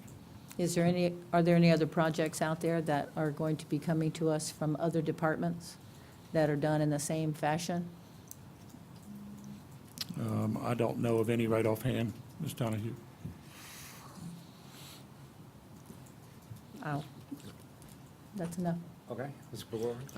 I guess my comment's a little bit different. I know we've been talking for a long time about the roll-offs and the commercial pickups. And, you know, I thought we had at one point decided that we were getting out of the commercial business. Sounds like we're not now. And if we're not, before we start doing additional repairs on commercial vehicles, I'd like to see that analysis that you just spoke of that shows how we're going to make money and how we're going to be able to do that while at the same time being competitive with other services that are available in the area and keep our business clients happy. We're going to be prepared to do that. Okay. We'll certainly share that with you. Again, I would strongly suggest that before we decide to fix another commercial vehicle, that we have that discussion first. Okay. Mr. Trelora? Thank you. I just want to say thank you, Mr. Stevenson and Sanitation Department. It wasn't more than a year ago that we sat here and our previous city manager said, our sanitation department is falling apart. They showed us all these ugly pictures of holes in seats, rust on the side. We are just in major disrepair, and unless we spend $3 million, we are going to just fall apart and cannot continue this service. So we spent $200,000. Oh, by the way, this city council, the majority of these members approved the lease agreement with the previous administration that never even went through at hundreds of thousands of dollars. And now we spend $200,000. Thank you for making that happen. You made a business decision. You didn't spend millions of dollars. Sometimes you got to get things done before they came back to you. It wasn't swept under the carpet. If $50,000, $20,000 on an expensive piece of equipment that costs $300,000 and $400,000 can go pretty quickly. But the previous administration made it sound like that whole fleet was ready to throw away. We didn't do that. These guys saved our taxpayers millions of dollars, and instead of questioning them, we should be thanking them. And yes, if you did something that's not appropriate, hey, next time let's do it this way. But, I sit here and it just frustrates me that we have to throw jabs at, city employees that are trying really, really hard to make ends meet during tough economic conditions. Because the previous administration had us sold. We had to change all those trucks. Most of you saw, you were sitting up here. They were in disrepair.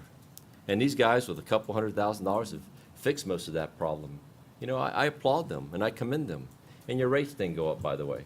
So thank you. And, if there are foresights where something is going to change, I'm sure it will come. Your discretionary spending is $25,000. But sometimes things have to happen, and they go pretty quickly. And it is in front of our city council. And that $208,000 that repaired many vehicles wouldn't have even covered the cost of one vehicle. So, thank you. Mr. Boss?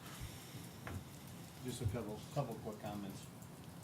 As you discussed, most of the vehicles that were done are already in bad, unsafe conditions for the people who are driving them. When they have to be fixed, they have to be fixed.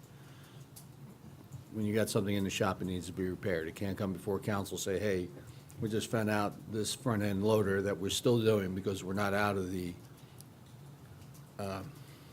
commercial business yet. We're still in it. And I don't think everyone's in concurrence on that same thing because we haven't talked about it yet. But we're still in that business, so we've got to keep that truck going and we've got to make it safe for the employee driving it.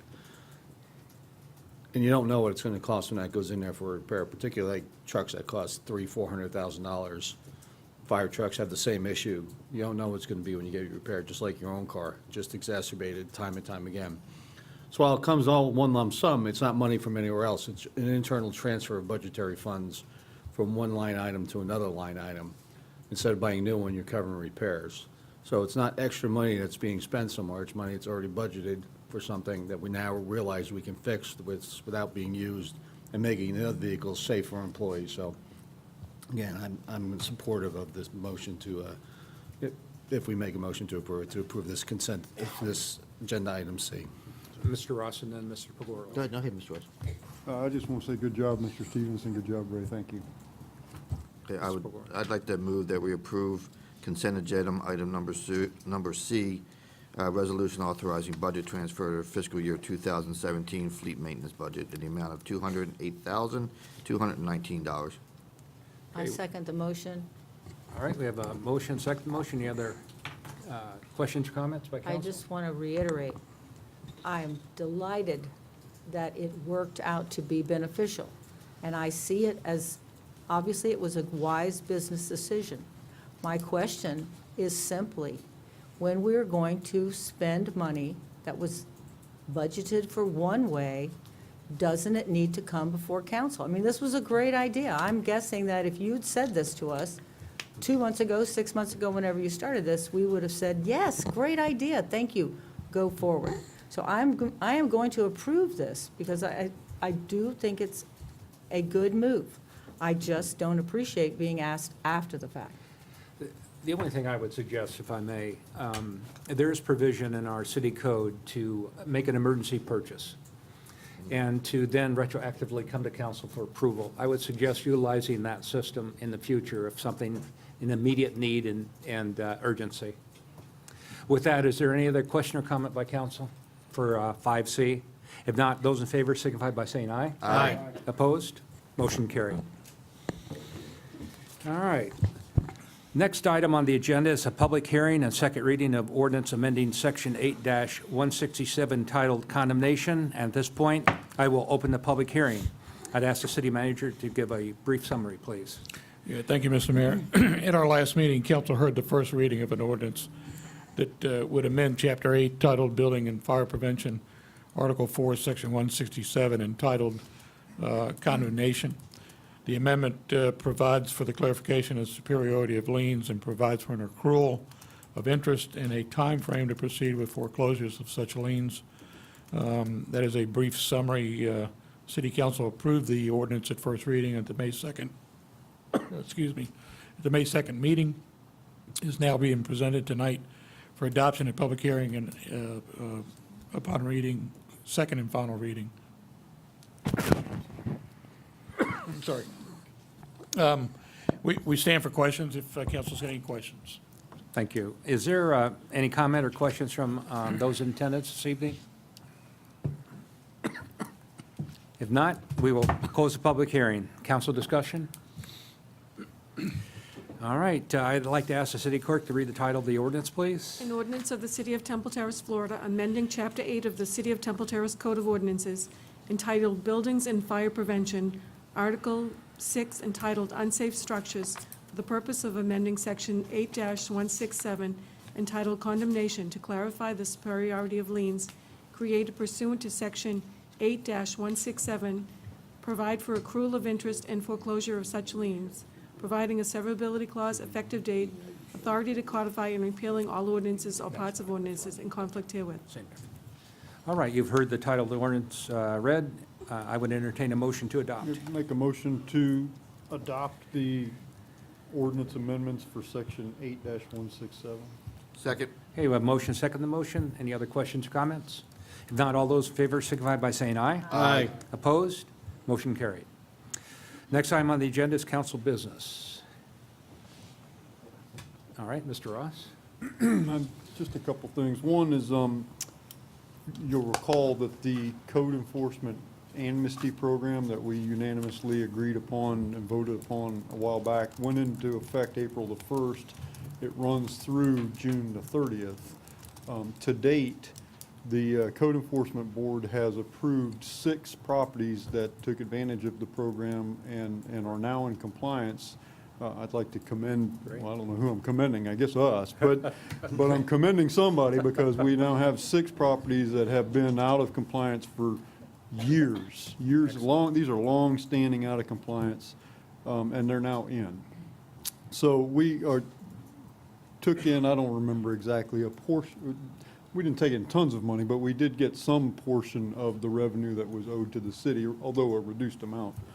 And $9,400. So I would like to remind, I just wanted to clarify with you, I know there was discussion when we voted on that. I think it was Mr. Ritter's idea that a portion of those funds may be set aside to help benefit code compliance and maybe further advance, maybe, I don't know if they need equipment that maybe we don't have in the budget or overtime or something. And at the time, I think that was, I don't know if that was part of the motion, but it was certainly part of our intent when we voted on that. So is that still possible or planning, as that's what we're gonna do? You can tell me what you want to split up $9,400, I'd be more than happy to. Well, I don't have. We really need to hear from code enforcement through you. Yeah, could you have a conversation or perhaps develop some, I don't know that we ever arrived at a magic figure, half or whatever, but maybe if you could identify some needs and come before us and say $2,000 or whatever they need out of that? How about I have a conversation with code enforcement and our finance director, and we'll come back with a recommendation. Okay, very good. Great. The other thing I wanted to bring up, this is for council's consideration. Pardon me for interrupting. Oh, I'm sorry. Mr. Boss had a Oh, I'm question in sorry, regards Bob. to that. No, that's my doing. Yeah, I just had just one question on it, since I don't know the full parameters of how many people have put in for it, but they still have time to put in for it.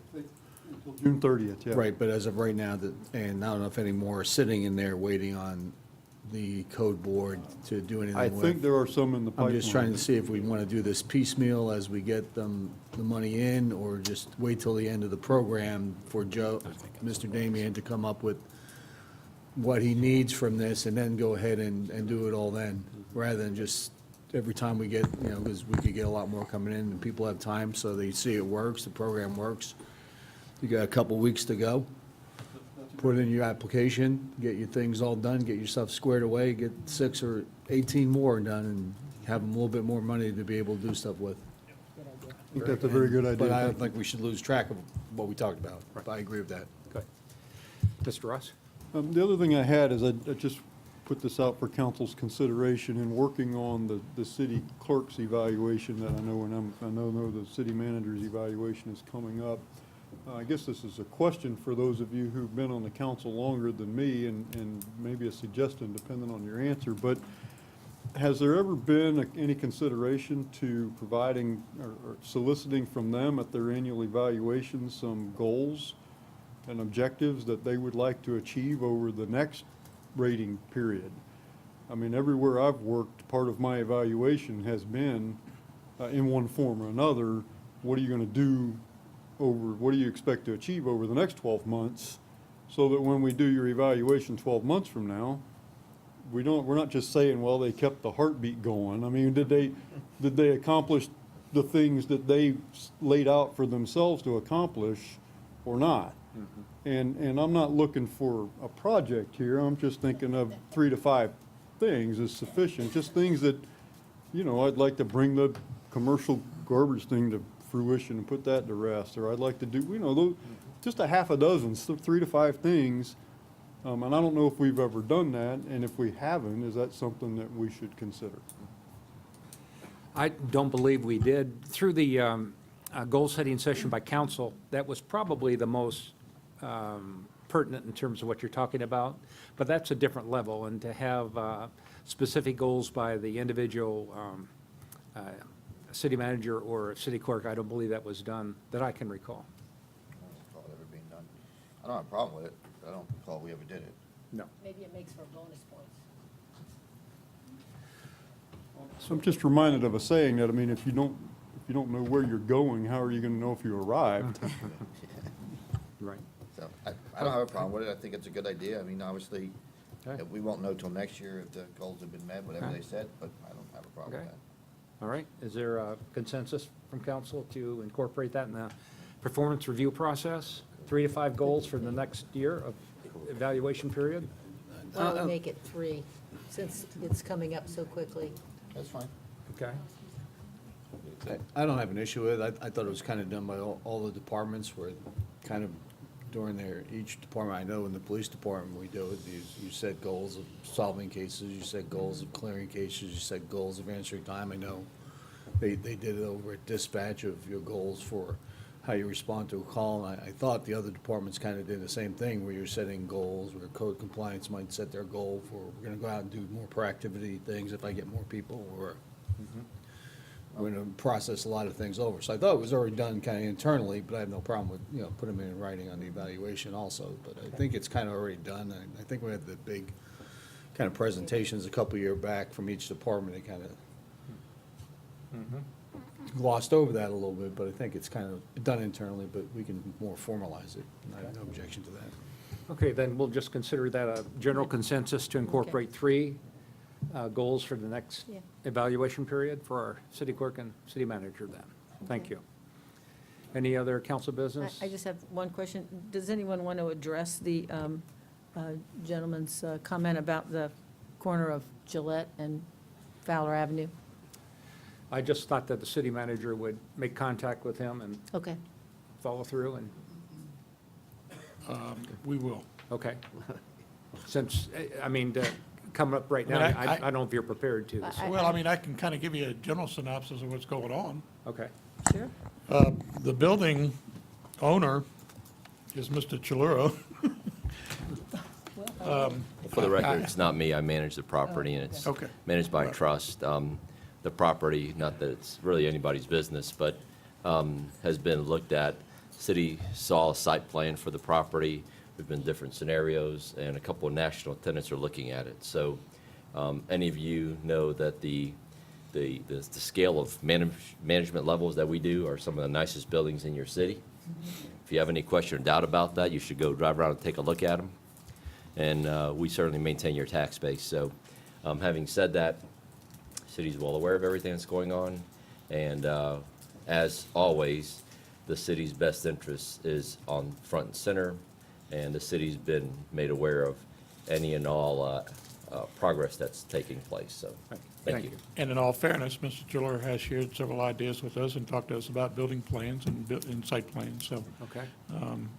and again, there was a suspected arson case that was there. Oh. This has taken some time to get resolved, and certainly with the insurance company involvement as well. So Okay. we'll leave it at that. And I would just invite, if you have further questions, to contact the city manager for more specific, you're more than welcome to. Thank you. And of course, us, we're always here. All right, any other thing else for council business? No. The only thing I'd like to bring up is something we asked 2 weeks ago. I appreciate Mr. Stevenson and your finance director. The state of legislature in their undue wisdom has put on a ballot homestead exemption. You'll notice that the county is now frozen all hiring.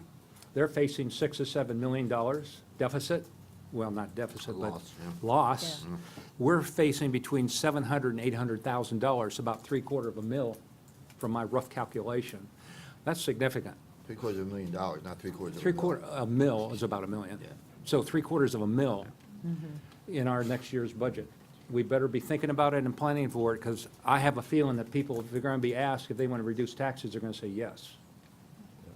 So I appreciate the information. I think we need to take in consideration and plan for it. Yeah, thank you. Yes, sir. Mr. Mayor, this won't take effect in next year's budget. Oh, It's yeah. At 2018, the following Well, we year. may want to start saving our pennies. Yeah. Well, we can't start thinking about it soon enough. I mean, it's a significant impact to our budget. And like I said, the county administrator acted this month to freeze hiring. Yeah, So, 2 days after yeah. it came out. And I think we need to be proactive and not get caught short. So that's just for what it's worth. And I, again, appreciate the information. All right, for new business, we have the School Support Committee letter to Hillsborough County School District. Jennifer? Hey, sorry to keep you waiting so long, but glad that you're here. Your name and address, please. Good evening, Mr. Mayor, City Council members. Hopefully you've had a chance to look at the draft letter that we submitted for going to the superintendent regarding our current boundaries for our schools. So I'm just here tonight to kind of talk to you a little bit more about how this came up, why we've submitted it to you. So I'll try to get right to it. At the start of this school year, the School Support Committee, I'm sorry, I didn't even introduce myself. I am Jennifer Wells, for anybody that doesn't know me, and I am chairperson of the School Support Committee. At the start of the school year, we did look at identifying which schools we would be supporting. And as we looked at the numbers, we started realizing that we had several students who were Temple Terrace residents who are assigned to schools outside of our area. We also realized that that means we have several students outside of the area assigned to our current schools. So we started looking at it a little bit closer. For example, our data at the time showed that 138 Temple Terrace residents were attending Folsom Elementary, which is located in Thenodisassa. That is 23% of their student population. However, Temple Terrace Elementary had only 39% of Temple Terrace residents in their student population. Well, one reason is because part of Folsom's boundary is in our city limits. Greco's current boundary doesn't include our city area to the east of the Hillsborough River over to Davis Road, but it does include an area south of MLK over to I-4. These are just a few examples of how our schools have been impacted as we've annexed new areas into our city limits without any change to the school boundaries. We feel it is important to support our residents, our children. Please know that this is not to say there's anything wrong with the schools outside of our city or students outside of the city. We just want our current and future residents to have the opportunity to benefit choosing to live here and having access to amenities, local schools, and the support of our committee. This conversation has been a topic at several of our meetings, and our area superintendents have been involved in these discussions. I've requested updated boundary maps and invited the current boundary guru, Ms. Duffy Suarez from the district, to attend our meeting earlier this spring. However, we have not yet received any specific information. For those of you that have been around a while, you know that this is not a new topic. However, at a time when the district is working to improve school boundaries, with the goal of theirs being to have families closer to their schools so that they can be more involved, and at a time when transportation is looking to minimize the amount of students being bused, we feel this is the time to readdress our city schools and their zoning. So tonight I'm asking for your approval and your support. Our hope is that by sending this letter from the mayor's office with city council's support, Mr. Akins will know that we are committed and ready to work with him as a city to bring our students back to our schools. Thank you for your time. Any Very, questions? very well done. Any comments from council? Yes, sir. Thank you. You're welcome. You're right, this has been a long-standing, and I hope that this letter gets some action. Past efforts haven't. But I think maybe, I think you're right. I think the timing is good with the cuts in their transportation budget and their stopping of, I don't know what they call it, but busing people that wouldn't normally be bused. I think now might be, the iron may be hot. So thank you. Absolutely. Mr. Ross? Did you want to? Sorry. Good evening, Mrs. Wells. I just Hi. wanted to say thank you to you and to the other members of the School Support Committee. I don't know that the average resident understands how important this issue is, not just for those with school-age children, but for all of us, because the schools have a tremendous impact on bringing people into the city, which has an impact on the values of all of our properties. So the schools are an issue. A lot of times I think residents say, well, I don't have any school-age kids, or my kids go to school elsewhere or private school or whatever, so it doesn't really affect me. But it does. It has a tremendous impact on the city. When I moved, my wife and I moved to Temple Terrace years ago, part of the reason that we moved here was because of the quality of the elementary schools.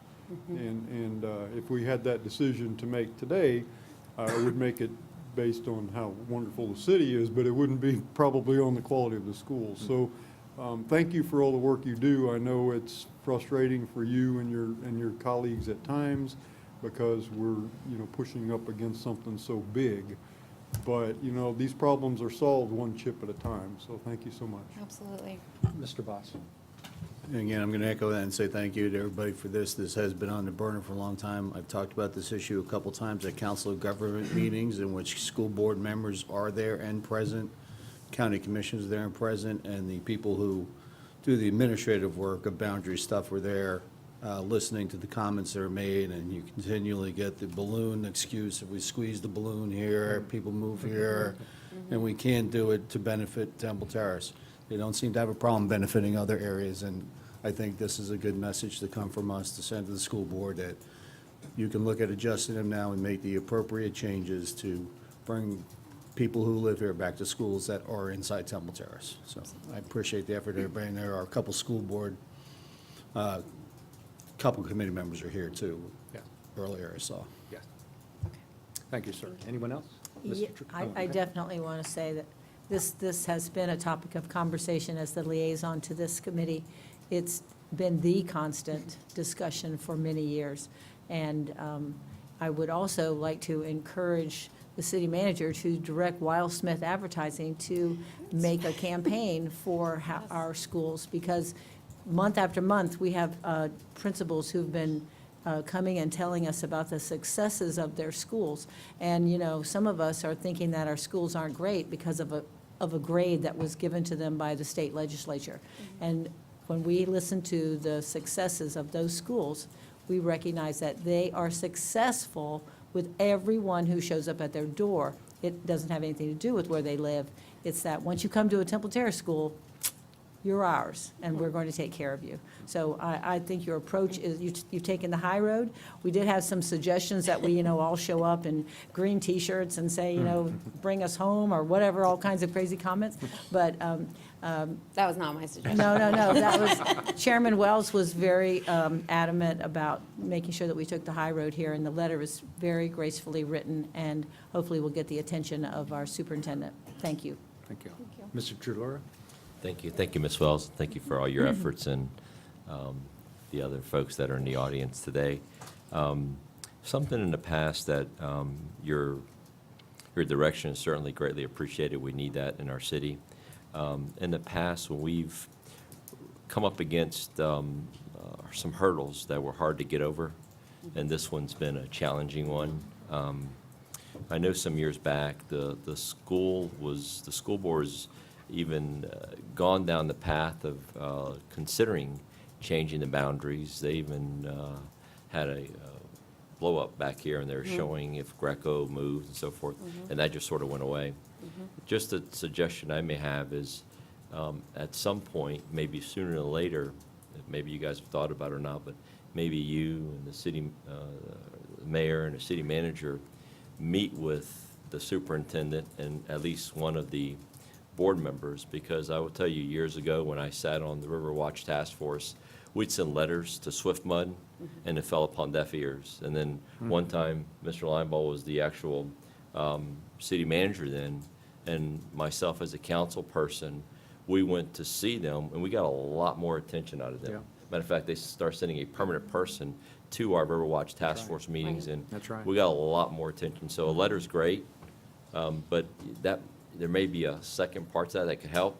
Just telling you what we did, and Yeah. it seemed to be helpful, so just a suggestion. Yes, and I appreciate that we have talked about that at our meetings, and we were, Ms. Grasso, our area superintendent at the time, has been a part of these meetings, and she suggested going ahead and doing the formal letter. Okay. So we decided to follow that protocol. We are prepared to do a follow-up. We have requested a specific, we want to sit down and meet with you, kind of thing, not just a, hey, think about this. Yeah.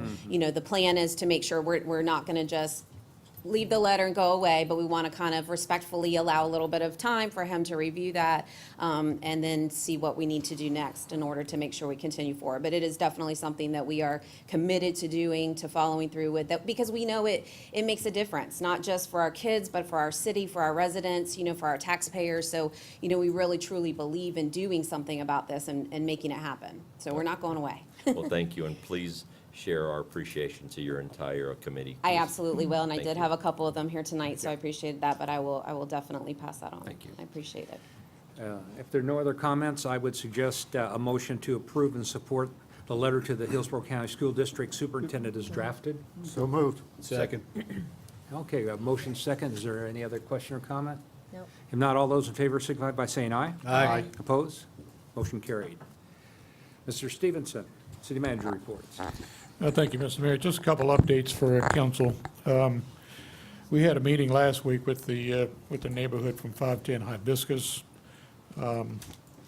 Last week, the owner of 510 was in front of the Municipal Code Board, was found guilty of the dog issue that we had cited her with.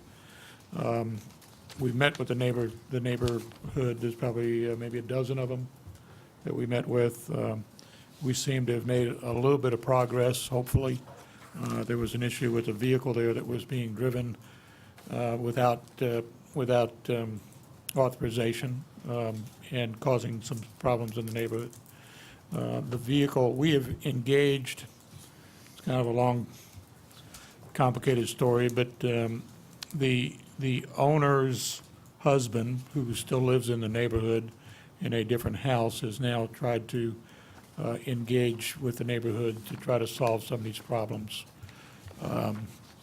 He seems to be so far very helpful, one with not confiscating, I shouldn't say confiscating. He has now taken ownership, if you would, of the vehicle that was causing some problems, so that the boarders that were there don't have access to the vehicle now. So what we're trying to do is to take away the problem issues. Two of the boarders that were there that were problematic have since been incarcerated, so the problem kind of is maybe solving itself. The neighborhood, I think, left comfortable that we are at least trying to do something and doing our best. We're trying to pick away at it and try to get rid of this problem and rid of this problem. And I don't know that it'll go away, but at least we're trying to address it. And we will continue having conversation with the neighborhood and make sure that we stay in tune with them. Just an update on 1113 River Hills, Mr. Urbanchek, as of yesterday, or today, has not filed an appeal, so we're still in the holding pattern with that condemnation. That 30 days is up May 26th. Yes. Which is, okay. And then we will move forward accordingly. We've got a meeting set up tomorrow, late afternoon, with the 4 owners at Rolling Terrace to discuss the pond issue that we've dealt with here in the past. Hopefully, we can kind of get that thing moving forward and get that resolved as well. The last thing I've got is, at our last meeting, we discussed putting the city attorney's position out for advertisement. I suggested that we create a job description of sort, seeing we don't have one. And I gave everybody a copy of that, if I can get everyone to kind of review that and comment, modify, give me some feedback. I'd like for you to do that this week if you can, if everybody can, so that I can kind of get this on the track that there was a motion made to put it out for advertisement. So, Can you send us that electronically? yes, ma'am. Yeah, the back of that. And that's all I have. Mr. Conley has one item that he'd like to discuss with council. All right, thank you. I recently attended the local government section of the Florida Bar seminar that's held annually. One of the issues that all municipalities across the state are going to be facing is the House Bill 687, which was passed by the legislature. It's expected to be signed by the governor, which amends section of the Florida statute relating to the use of public right-of-ways for utilities. This is the one that is a big win for the wireless service carriers, that grants them the right to co-locate on utility poles and also locate certain wireless communications facilities and utility poles within rights-of-way. So municipalities and counties across the state are going to be moving to take action to adopt regulations that are permissible under the statutes, and that's something that we'll be working on and bring forward to you. Great. Thank you. Another example of home rule. Lack of, I say that yes. with sarcasm, of course. Anything else come for the council? If not, we stand adjourned. Thank you, everybody. Thank you.